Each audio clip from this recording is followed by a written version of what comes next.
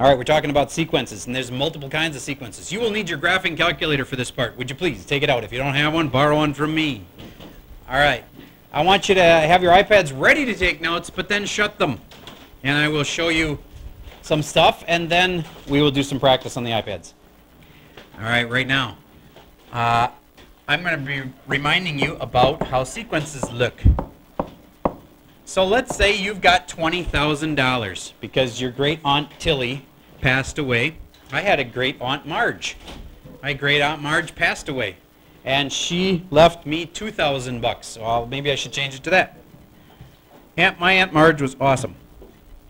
She had been a single lady her whole life, and she had started a bookstore. This is back when, I mean, she was about 90 when she died, and that was a good 10 years ago. So picture like 80 years ago-ish, she started a bookstore, Martha Merrill Bookstore, and it still exists in Racine, Wisconsin. So she had her own bookstore, and that was back before the giant bookstores like Barnes & Noble or whatever, but pretty much if you wanted to buy a book, you went to one of these small bookstores. And she had a belief that you should just, every year, take some of your money, buy some stocks with it. And again, for a single woman 80 years ago, this was pretty gutsy. A lot of them didn't have any clue how stocks work. And she just went and bought a stock every year of a company that sounded like it would be good. Like IBM came out, and she bought some of that. And 3M came out, and she bought some of that. And she just, every year, she bought some stock, and she just never sold it. She just bought it, and then over the long period of time, that was a really good period of time for our country growing and big companies becoming really strong. And if you would have done that, for instance, when Google came out and bought one share of Google at $80 a share when it first came out. Now Google's selling at $600 a share. If you would have bought Apple when it first came out, it was as low as in the teens. Like I owned it at $22 a share, for instance, but I sold it. I should have just bought it and kept it like Aunt Marge. And so she just, because Apple right now is selling at $570 a share. So if I'd have bought it at 22 bucks and could sell it for 570, it's a pretty good deal, especially if you buy like 1,000 shares. So when you were in 6th grade, Apple was 50 bucks. Okay, I can believe that. So anyway, so it's gone up to 10 times what it was worth back then, right? Yeah, it was just a few years ago that it was like around, yeah. In fact, I can tell you, like 3 years ago, my son and I were tracking it at 90 bucks a share. And it seemed kind of expensive at 90, and now it's 570. Crap. Okay, anyway, so you take your 2,000 bucks and you put it in some kind of a stock, and let's say that goes up over time. U sub n equals U sub n minus 1. What does this really mean? It means if I take any random term, I take the term in front of it, and then times by 1 plus, let's say it's going to go up at 8% per year. Stocks really don't do that in the real world. They go up a lot, and then they go down, and then they go up a lot more, and then they go down a bunch. It does never, nothing is as consistent as like 8% every year. But on average, you could say, let's say it went up 8% a year. Do you get that this is growth because of the plus there? All right. Do you get that that is the growth rate of 8%? But what is 1.08? It's something important, and it's got a name. Do you remember? It's called the something something, 2 words. Common? Denominator. Nope. It's a good math word, but it's not the common denominator. Common ratio. All right, this is the part where you open up your iPads and write that word down because nobody knew it, and it's on the test. Common ratio. The common ratio would be 1.08. The growth rate would be 0.08. Okay, so the green here, that's the common ratio. The growth rate is 0.08. That's 8% growth rate. Okay, and do you remember that they had something called a domain? I didn't write a domain on my formula yet. Can you remember what that would look like? It's like a little limitation, like it only works when... it's been a while since you had these, isn't it? N is greater than or equal to 1. Remember how it's always 1 bigger than that first number you use? So if I start with a u sub 0, then my domain is n is greater than or equal to 1. Okay. Now what does that mean? Domain means what are the numbers that will work? And why won't 0 work in this formula? Because as soon as I stick this 0 into this little thing right here and I put a 0 there, I will end up with a -1 term. You're not allowed to have any terms before this one. So that's why that doesn't work. You're not allowed to put 0 into this formula. So it's saying you can only use this formula for 1 or bigger. Because the formula tells uses what would be in front of it. And there's nothing in front of this term. You could imagine that it might have been less than 2,000, but you'd be making it up. So your calculator, when you put these in, this is one of the parts that's important too. Your calculator's first thing it asks you is this. On the second line of your calculator, you have to type in this. U sub n equals u sub n minus 1 times 1.08 in parentheses, all that stuff. Except the way it says sub is it gives you this part right here. It says u sub n like that. And that's a hint that the way they want you to do subscripts is parentheses. So here's the part. I'll circle it in black. This is the part right here you'd put on the second line of your calculator. And the third line of your calculator, you put this in. This is third. Now, would you please get your calculator out and put it in sequence mode. So press the mode button, get into sequence mode. And the first thing you'll type in is a 0. Sequence mode. It's under mode and then SEQ. Look for under the mode button, type SEQ. Yes. It's actually sequence mode, not SEQ.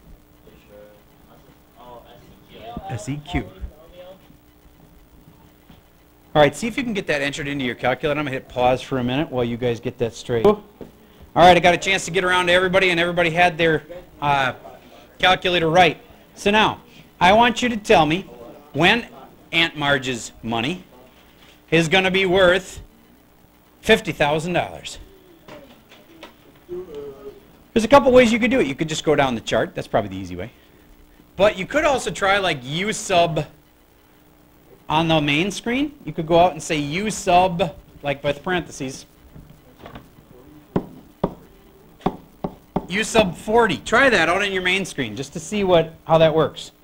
Not in the chart. Go out to the main screen, type U parentheses 40, end parentheses, enter. And it'll tell you what that's worth. That was 43,000, so you know you're pretty close. Did you figure it out? How many years was it? 42 years. Now you might think, okay, so it's worth 50,000. But here's the thing. What Aunt Marge would do is every year she would put money in and buy a new stock every year. So this is just that stock that she bought in that one year. And now all of a sudden it's worth 50,000. And then, you know, that stock she bought the next year, maybe she bought even better. Maybe she bought something smarter. There were a few stocks she bought that didn't work so good. You know, some companies go out of business, but others make up for it because, like, again, 3M stock, when it first came out, holy cow, that one, it split and doubled and split and doubled, and like one share of stock, you know, ended up being worth like $60,000. So, anyway. A lot of these started out as, you know, like $5 or less stocks, like per share. So, anyway, I just wanted to show you a real world use for this, and if you had 20,000 to your name, some of you guys do because your mom or dad have been saving for you. Some of you guys might even be out in your own, like, saving your money, but I encourage you to consider investing it. If you just stick it into the bank, you're going to get like 0.5%, and your money doesn't grow worth beans. You know, you can go for like 30 years and it's only worth a teeny tiny bit more than it is now. If you can afford to take the risk, if you buy some stock with it, some company that you think is going to do well in the future. I mean, even Apple, I think there may be a day when we look back and say Apple at $500 was cheap, because Apple might be a $2,000 stock, you know, in the next couple of years, because they keep growing really strong, and they seem to have, you know, just a really good reputation, and they're the biggest company in the United States. They got all kinds of things going for them. Do you know that they have 100 billion with a B in the bank, just waiting? So if there's any competitor that comes out and like has a better idea than them, they can just buy them. So if somebody comes out with a great new way to do music, they'll buy it for, you know, 40 million, and it'll be nothing out of their 100 billion. So they'll buy up any little startup that scares them at all. They have 109 billion, I think, sitting in the bank. They don't have to sell, do they? Yes.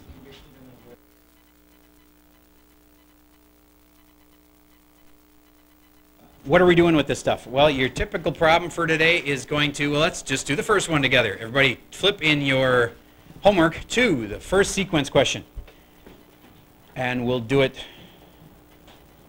on the board here. All right, so you're in your homework. First sequence question. Would you read it to me, please?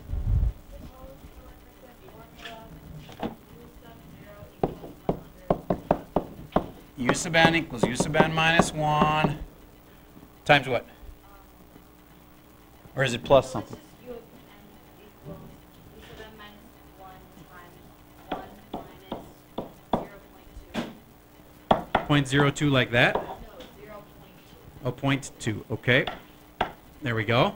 Okay. And where n is greater than or equal to 1. All right. There is a recursive formula. What do they want to know? With real world meanings for numbers 100 and 22. All right. What is that? That's all they're asking? What is that? Is this in the context of like eagles or, you know, chimps or anything? Okay. Oh, a bouncing ball. Okay, that's important. So then if it's the starting number, what would it be if we're talking about a bouncing ball? The 100 what? Okay, 100 somethings, 100 units, 100 inches. That's where the ball starts. Okay? So 100 is starting height. Excuse me. All right, and what's the other thing we needed a real world meaning for? The 0.2? All right, you're right. That 0.2 is the what kind of rate? Decay rate. Decay rate. And that's what they wanted for that one. Okay, remember it's either growth or decay, and this one's going down, it's a negative. So that's a decay rate. And it's 20% decay rate. Get that? All right, let's look at the next question. Would you read it to me, please?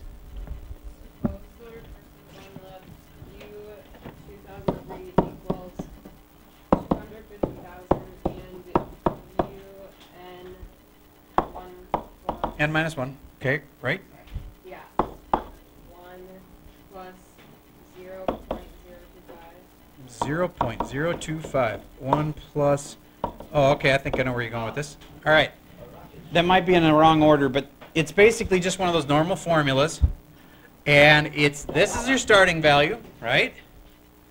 And then this is your growth rate. And what do they want to know about it? Where n is, real world meanings for numbers 200,000 and 0.025. All right, so what are they? Well, that's the starting value. And then it's growing at that, which is a rate of, let me think, 2.5%.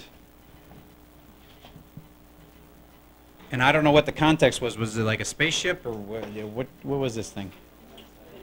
An investment. Okay, so then the 250,000 must have been money that you were told to invest for this person. And you got 2.5% growth on it. All right. Now, one last thing. I wanted to make sure you get how to write these as normal equations. You can set it y equals, and then you can have the starting value, and then you'd have the rate 1.025, and then you put an x up here. Do you get that that is the same exact thing? It's just not written in recursive. This is written as a normal equation with y's and x's. And this is the start. And this is the growth or decay. And then this is the ending amount. So that question about the eagles that we were just talking about in the front of the room here for a second ago, the question was, well, what if you have 800 eagles right now? That's like the starting value. they're growing by, let's say, no, they're shrinking. Sorry, it was shrinking by. So let's say it's going down by 6% per year. Do you see how I'm setting this all up? And then the Y is the ending number. And they say that the eagles eventually population went down to 100. That's how you'd set that up. This is what it started at. This is the fact it was a decay rate because it's negative. And then this is what it ended at. Now you'll get to that eagle question when eventually. All right, so there's some review of sequences. And your assignment is to do the sequence part of the homework. Just the sequence part. You don't need to go ahead. All right, if you get stuck, please ask for help, and we have a fair number of minutes left.